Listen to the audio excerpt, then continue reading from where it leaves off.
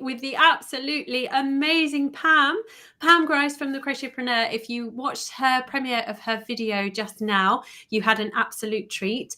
Come on in and tell us what you thought, what your questions are. I have many burning questions that I've already asked them, haven't I? Anyway, once we've been back, we'll go over them again. So Pam, thank you so much for joining us to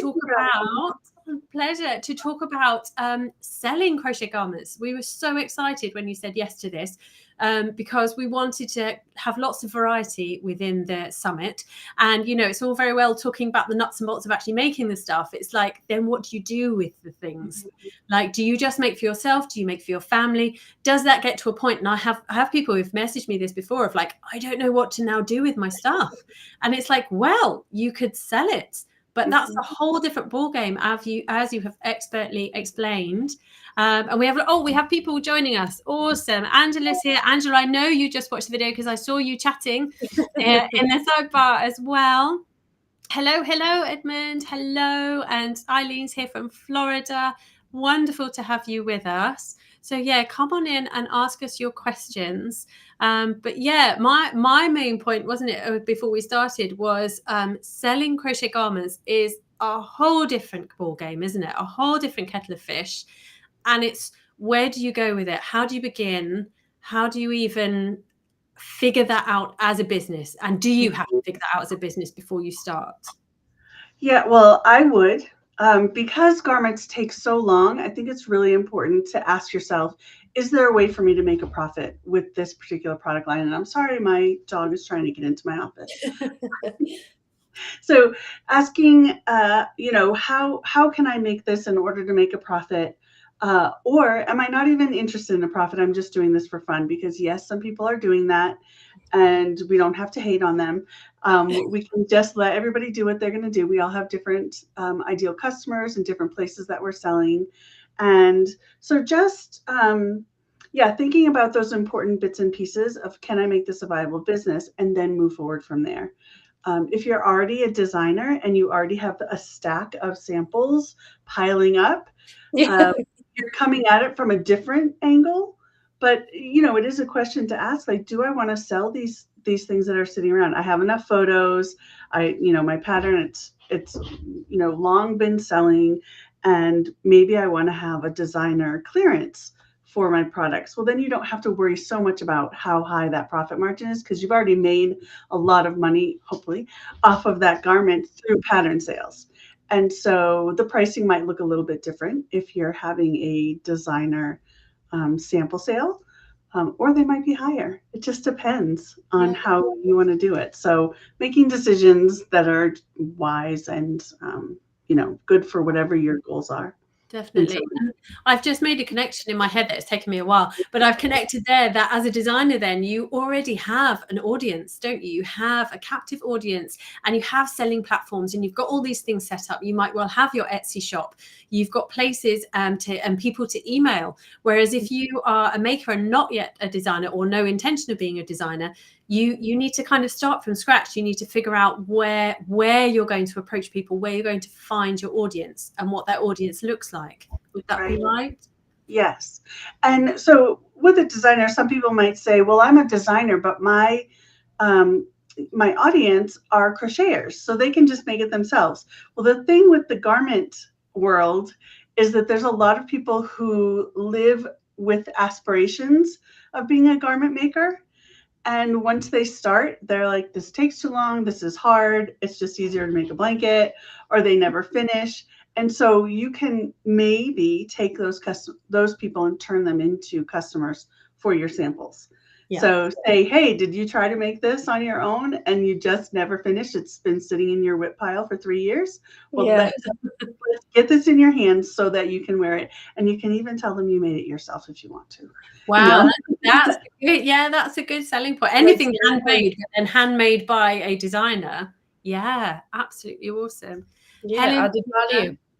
Yeah, Helen saying, what an inspirational video. I completely agree, Helen. I feel I want to start selling, and that wasn't even my plan. Yay! There we go. Awesome. Helen, which route do you think you will go? Let us know.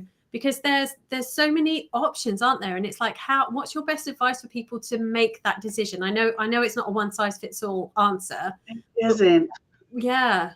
So I think looking at what do I enjoy making, super important that you do enjoy what you're making. It doesn't have to be like my life's passion is to make hats. It doesn't have to be that much enjoyment, but if you're going to be making, sweaters over and over and over again, different styles, different colors, but still sweaters. If you don't enjoy making sweaters, please don't pick that niche. And then also asking this is an important question that people don't always ask themselves. Who do I like selling to? Yeah. Who do I like working with? Like, I don't know that I would love selling to super high-end boutique buying customers because I don't live in that world. I live on a farm, right? So I might want to sell to homesteaders. And so then I'm thinking about what do people who are homesteaders want to buy, right? Yes. They're going to be buying sun hats and things like that. So thinking about who do I enjoy working with, personality wise, lifestyle wise, who do I connect with most, and picking your ideal customer base around that, and then developing your product line around what you like to sell that they're going to spend money on. So that's kind of the magic potion there. So considering those things as you're picking your niche, I think is super important. Yeah, definitely. And what would your advice be for people wanting to start and narrowing down that niche, but then do you make a whole bunch of stuff that works for that, or do you start getting orders first? Do you make commissioned work, as it were? Because obviously it's a massive outlay. Even if you buy not terribly expensive yarn, still a lot of money's worth to lay out, isn't it? Yeah, so I think making a sample and taking custom orders so that you do get at least 50%, but I like to charge the entire price up front, because sometimes if you only charge 50%, the customer never comes back to pay you for your actual work, and they just ghost you and they walk away. And so when you get all of the money up front, and then I also include a shipping fee in that. So even if they could drive to my house to pick up the item, I still ship it to them because I don't want to take the time to hang around the house. I don't want to meet them somewhere. That time is money. You don't want to, go driving all over town. And so get the order, get the money, make the product, send it to them. And then, you're done with that process, rather than drawing the whole thing out and then you investing both time and money up front for a customer that you don't know. Maybe they will ghost you, and we don't ever want that to happen. Definitely not. And Eileen's making a really good point here, saying even if you don't want to do your business out of selling it, it's great info for answering those people who ask, would you make one for me and I'll pay you? Oh my gosh, how many times have we been asked that question? Yep. Oh my goodness. Yes, it's so important, isn't it? Even if you're not making a business out of this, to know your worth and know your value, and to put a price on your time and your skill. Yeah, really important. Mostly, I like to say, think about what you have to sacrifice in order to make that product. So if you have to sacrifice time with your family, if you have to sacrifice time working on growing your business, if you have to sacrifice, like for me, it would be sacrificing time with my grandson. I'm not really willing to do that for other people who, don't want to pay a premium for that. Yeah. So charge what will make it worth it to you to say no to those other things in your life. Even if you're not making a business of it, even if it's, for fun, you're still sacrificing your time to put into making those pieces. Yeah, definitely. Yeah. And it's the same principle, isn't it, as if you were making hats or gloves or anything. Like you'll still charge for your time, you'll still charge for your materials. But I think people have this hang up with garments. They're like, but it takes so long that, even a quick garment, like how can I possibly charge an hourly rate for that? And that's something that you kind of have to get to grips with, isn't it? You do. Your time is just as valuable as anybody else's. Like you could go work at McDonald's for the price that some people are paying, or you could go work at McDonald's and make 3 times what some makers are charging for their time making these beautiful products, right? Yeah. And the finished product is longer lasting, doesn't just last for one meal, and is so much more valuable. And so really owning that for yourself and saying no to things that don't honor your time and your skills. Yeah, definitely. Helen's asking, are there any legal issues with making and selling items that you've used from other designers? Very good question. Yes. So it depends on the country that designer is in. So the designer's patterns their legal protections are dictated by where they live and what their copyrights are from the country they live in. So in the United States, you can purchase any pattern, make the product, and sell the product. The copyright or any legal rights that the designer has over the finished product do not exist. So I know people are not happy with that, but that's just the reality. And I know in the UK, the designer does have the legal right to say that you don't have permission to sell the finished product. So I think it's important if you're going to have a business and you'll be selling the physical products, that you understand those rules based on where that designer is from. And the best way to get the best information is to ask them. Yeah. Say like, hey, I know there's different laws in different countries. I'm not really sure where you are. What are the rules around your pattern, and may I sell the physical product? And you can send them a message before you make the purchase if you need to do that, so that you're not disappointed on the back end with a copyright notice that says you can't make the finished product. So that's what I always recommend, is just reach out and ask. Yeah, because we're friendly, honestly. We don't mind. We don't mind. But I have like a disclaimer, where on all of my patterns that do state that, saying, in small quantities, go for it. Make and sell, and I wish you well. But yeah, different designers have different takes on it, and I think there are some designers as well that don't know the intricacies of the copyright law, etc. And like you're saying, they're not terribly happy with it. But the law is the law. But check and check again. And most designers are really happy for you to use their patterns however you would like to once you've made that physical product. Yeah, I think some of those disclaimers sometimes say that a link or a mention for the designer would be very much appreciated. So it's kind of like a free advertising on a small scale. Right. So when someone says, I could make that myself, you can say, great, here's the designer's name. Yes. Because often I think, but then the audience is not the right audience. If they're at a craft market to buy a finished product, they're not people that want to buy patterns. But yeah, you're right. You might have that person that says, I quite fancy making that. Yeah, definitely. Oh, we have I haven't read it all yet. Do you think selling on your own website or online store is a good way to go? I plan to make wearables, but also home decor. Nice. But it would be a few of one item, and once they are sold, that's it. Okay, hang on, it carries on. At least until I know what sells well. Do you think that is a good plan, or would I be hurting myself? Well, I don't think you'll be hurting yourself. The question I would have is, are you also selling on another platform like Etsy, where they're bringing customers into who are looking for your products? Because anytime you start your own website and you're a handmade product seller, you're competing against all of those listings on Etsy. So it's going to be hard for people to find you. And it will be hard. Yeah. So it'll be hard for your listings to get found. So I don't think that the sales is actually the hardest part. It's the getting found. That's the hardest part when you have your own website. So I think it's important to consider that. I think it's easier to find out what people are willing to spend money on in person, because you can talk to your customers face to face. And so I typically recommend, if you're selling physical products, to also be selling in person so that you can get that immediate feedback from people. So this is my mantra: give it a try. It's all an experiment. It's all an experiment. Everyone's business is going to perform differently. So experiment, give it a try, check your analytics, tweak things, change things, do it. Keep changing things until it works for you. So that's what I always recommend. Yeah, and this is the thing, because I think it says they plan to make wearables and home decor.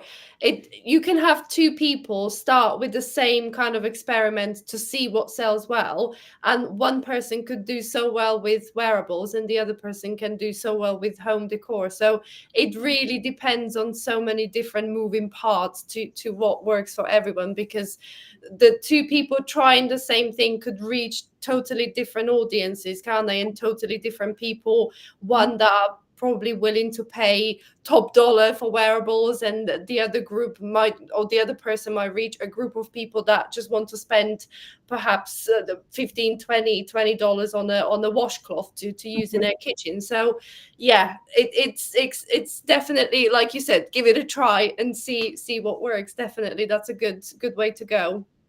Yeah, I like it. And I love this comment from Joanne saying, when you reach out to a designer about selling the crochet item from their pattern, I find it's like networking. It absolutely is. Yeah, you're making connections. You're part of this wider crochet community that's so important. You know, designers love people reaching out to them and talking about their, I mean, like, you know, we're proud of the stuff we do. So we want to talk to people about it, and we want to know what you make from it. You know, if people contact me and say, I sold this from your pattern, I'm absolutely delighted. Please come and tell me. Yeah, there's nothing worse than kind of putting a pattern out there and just like getting crickets, or just getting sales but getting like no kind of feedback, or no comeback from it. You think, okay, well, it is selling, but are people actually liking it then? Am I supposed to take it as like, yes, we like this? I know getting feedback is so valuable from people, and it's like, oh, you know, every once in a while I'll get an email from someone with their like story about their business or something. I'm like, oh my gosh, thank you so much for telling me. Sometimes I'm over here just wondering, like, what's going on? What happened? We have the Lopsided Crafter asking, do you recommend a blog for a pass through to Etsy listings, YouTube channel, etc.? So like, meaning like a hub, I suppose, a home for you. So I think everyone should have a blog. That's just my own personal opinion. It's not necessarily my opinion, you know, business coachy opinion. It's just, it's so valuable to have a place to go where people can get to know you, where you can have, you know, you can have your opt-in, you can get people on your list, and you can make offers there. And yes, you can drive people over to Etsy, and then ultimately it can become another income stream for you as you get connected with an ad network. So, you know, YouTube, blogging, both of those channels, I think, are valid and valuable channels to build into your system of your business. So it could be either or it could be both. So it depends on your capacity and your time and how much you want to put into it. So yeah. And I suppose the thing with your blog is that you own it.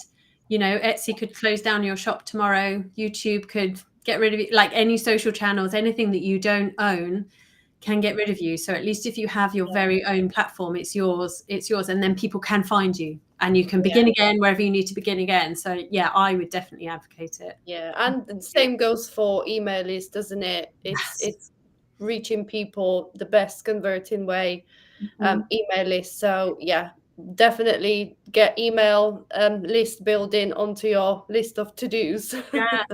Yeah.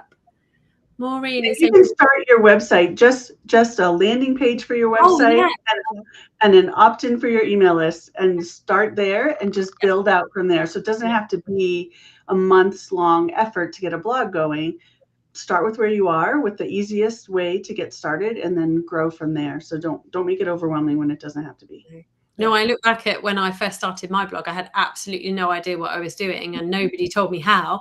And it was really straightforward. But do you know what? It's got me where I am. So, you know, it works. Just build. You don't have to be all singing or dancing right from the very beginning, is what I think. Yeah. Definitely. It's the same as when you make that first wonky granny square, isn't it? You've got to start somewhere. It's exactly the same. Yeah. There might be 4 corners, or there might be 6 corners, who knows? But, you know, it's just that first stitch, that first, you know, granny cluster, just get it going. So many people are worried that their blog needs to be perfect when they first put it out there. And the thing is, nobody's going to find it. When you first put it out there, the only people who find it are the people you tell that it's there. So, so don't worry about perfectionism. Just get it out there and then tweak it from there. Change your colors if you want to, change your logo if you want to, all of that stuff. But the worst thing you can do is not be visible online and have no place for people to find you. So create a space for people to find you and order. Definitely. Maureen is saying, people constantly tell me I should make a business out of crochet and knitting, but when I explain how much I would have to charge for the items I typically make to make a profit, they think I'm crazy. Yeah, I think so many people come across that, don't they? You know, and it's about finding that audience, isn't it? Finding the people. I was gonna say that if people think you're crazy, then they're not the right people to sell to. Yeah. Right. And the thing is that you don't have to make a business. You know, there are people who are going to be pushing you and pushing you and pushing you to start a business. Like, oh my gosh, you do so well at that. You should start a business. Not everything has to be a business. If you want it to be a hobby and you just want to love what you're doing, that's okay. Yeah. So just know that you can tell those people, like, no, I don't want to. And you don't have to explain the charging thing. Just say, no, it's not something I want to do. The end. And don't get into it with them, because people will, if you give them a reason to, people will fight you on things that don't even matter. You know, they'll push you and be like, no, you need to do this. It would be so good for you. Like, no, I don't want to. Thanks. So talking about sacrifice, is it better to use basic fiber as acrylic to sell garments, or is it better to do pieces with good fiber such as merino superwash? I love this question. It's such an important question. So it depends. As ever. What's your brand? Who are you selling to? You know, high-end boutiques are going to want you to use high-end yarns.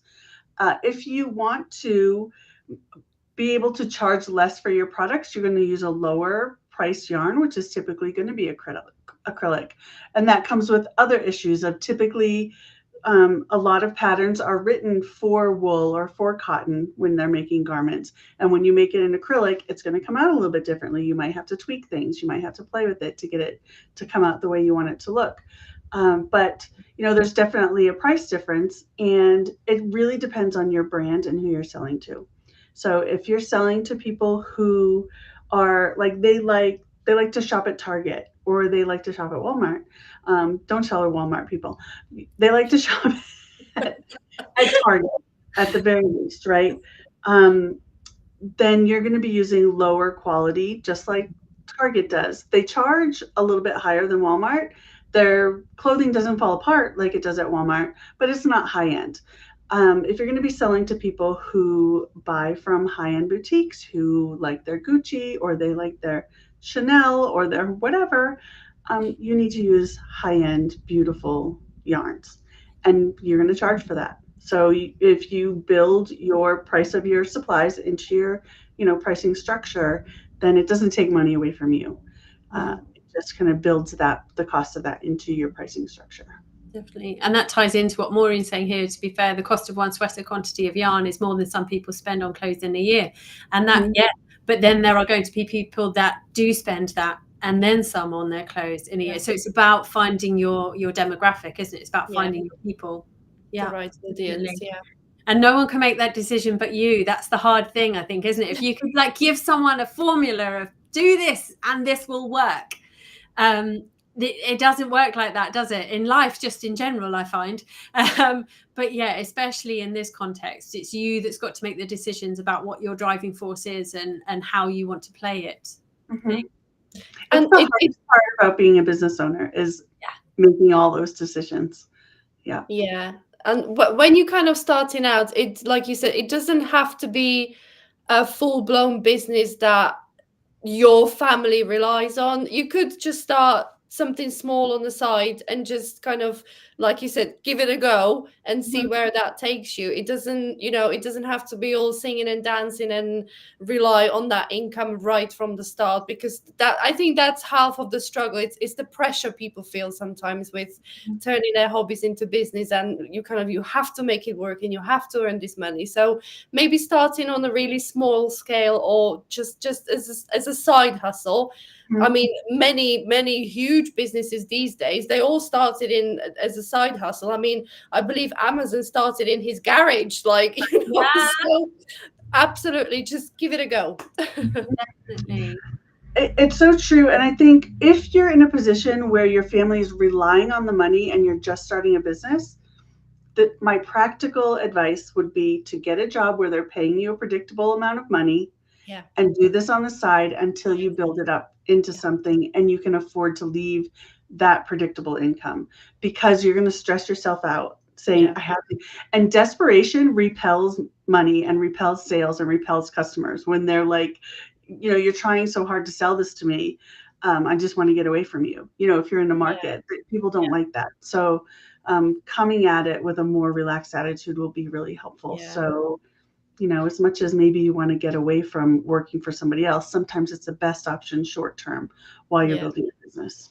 And like that kind of, like you just said, that desperate selling, that's not kind of the selling strategy to go and approach kind of high-end people and boutiques, is it? That's not, so definitely a side hustle is a good way to start if you can't afford to do it full time. And I think that also then think about your own well-being as well, because if you are working so flat out, like most people, I assume, I got into crochet because I really enjoyed it and it relaxes me. And if you are not enjoying it, like you have to make these products, and if you are not enjoying the process of making them, that's going to be awful, absolutely awful. So pressure, you need to be in charge of the pressure that is put on yourself, I think. Don't you? I think for me, I was doing custom orders for a long time, and even selling on Etsy of like, pick your color, pick your embellishment, whatever, and I'll make it for you. And then I started feeling that pressure of like, oh my gosh, I don't feel like making that. So then I started just selling, ready to ship. And said, this is what I have, buy this thing. And it took that pressure off of, now I just have to package it up and send it. So be willing to adjust based on how your business is feeling. Yeah, definitely. We have a question here then. I have a crochet club at the school I teach. Awesome. What recommendation can you give me for students when they tell me they want to sell the items they made in the club? Tell them to go for it. Yeah. So I have free resources on my blog at crochetpreneur.com, and I have a YouTube channel, youtube.com @thecrochetpreneur, and send them there and let them, absorb some information about starting a business. But I would encourage them. Some children are amazing entrepreneurs. I think of Jonah. I can't remember the name of his business. Jonah, the little boy who does all Jonah's hands. Is it Jonah's hands? Yes. So he's amazing little entrepreneur, and well, he's not so little anymore. But I would really encourage any form of entrepreneurship in children, and whether they sell at the school craft fair or they go to a farmer's market, it's really helpful if their parents are involved, of course. That makes it so much easier. But as a leader of that crochet club, you could really influence these children's lives, whether they keep up with their, little business that they're going to start, or if this is their experiment of stepping into the entrepreneurial world, and then they start something else as an adult, saying, I learned some really good skills as a child. I think it's really great if you can provide that opportunity for them, or just the encouragement. Definitely. I love it. And children are so much more positive, I think, than most adults, aren't they? They're just like, I can do this. My children, I'm always like, okay, go for it. It's so refreshing, isn't it, with children? So refreshing. And it's definitely time better spent than just playing perhaps video games or stuff like that. Just get that little fire in their belly going, and get them to do something. That's awesome. So whose fault though is it if you make something in good yarn, they buy it, you give them instructions to look after it, but they don't follow instructions and ruin it and then want their money back? It's a hard no. If they ruin it, then it's their fault. I mean, there's good customer service and there's good business. And people not following the instructions is 100% their fault. And you can say, like, I'm really sorry, but I clearly told you how to take care of this and you didn't follow the instructions. So you might say, I'd be happy to give you a 10% discount or something like that, but you don't have to do that either. You don't want customers who are continually ruining things and wanting their money back anyway. So it's not like you're trying to build a long-term relationship with someone who is going to, try to, mess with your business that way. So, I always kind of. Oh, go ahead. So I have a phone call that I have to hop on with my own business coach. Now. Well, we're out of time anyway. So yes. Thank you so much for joining us. I'm so sorry. No, don't worry. It's fine. Thank you so much for your wonderful presentation and for joining us. And yeah, this is the end of our day 1. So everyone, we have a rest. I need a rest. We all need a rest. And we will be back tomorrow for lots and lots more. Yes, So of course. thank Thank you you so much, much. Pam. Thank you. Bye-bye.